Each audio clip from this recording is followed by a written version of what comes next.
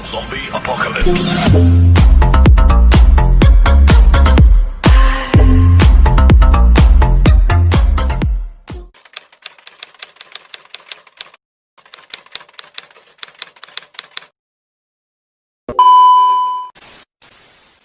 Assalamualaikum warahmatullahi wabarakatuh. Perkenalkan, nama saya Karmanusi, saya dari kelas A Biologi, program studi biologi. Nah, dalam video kali ini saya akan mempresentasikan hasil survei pasar saya yang saya telah laksanakan kemarin, di mana ketika melakukan survei pasar di salah satu pasar tradisional, yaitu di Pasar Sentral Kota Gorontalo, di mana saya mendapatkan hasil para pedagang umumnya mendapatkan barang jualan dari berbagai daerah yang ada di Gorontalo. Kemudian dari survei ini didapatkan informasi bahwa setiap pedagang rata-rata mengalami keuntungan yang tidak menentu, tergantung dari banyaknya yang membeli barang dagangan mereka. Survei ini juga saya lakukan pada hari Jumat, tanggal 30 Oktober 2020, mulai dari pukul 08.00 sampai pukul 10 waktu Indonesia Tengah.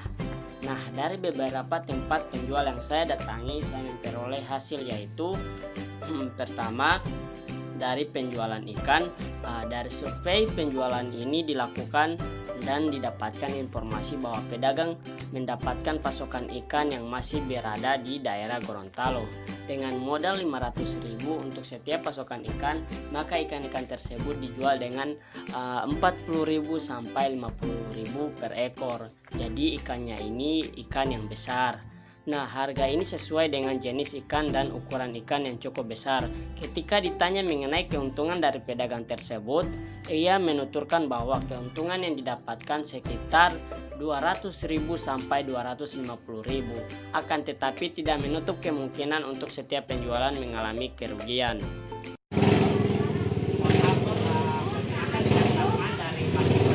Di sini kami ada tugas mata kuliah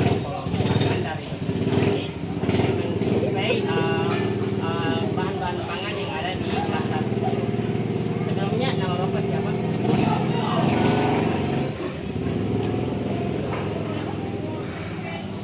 Nama Bapak Kulit? Oh. Jadi mau tanya beberapa poin Pak tentang masa sekolah. Biasa kalau ikan ini Bapak perharinya mendapatkan penghasilan berapa? Keuntungan Omsetnya bukan di bawah 5.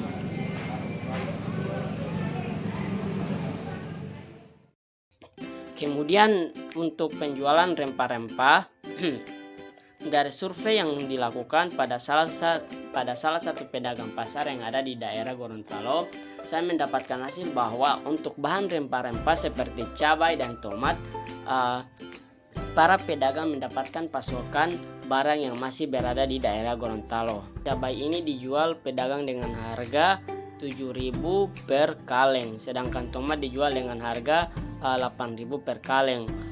Kemudian dari harga jual tersebut, pedagang menuturkan bahwa keuntungan didapat belum menentu dan tergantung dari banyaknya penjualan atau yang membeli.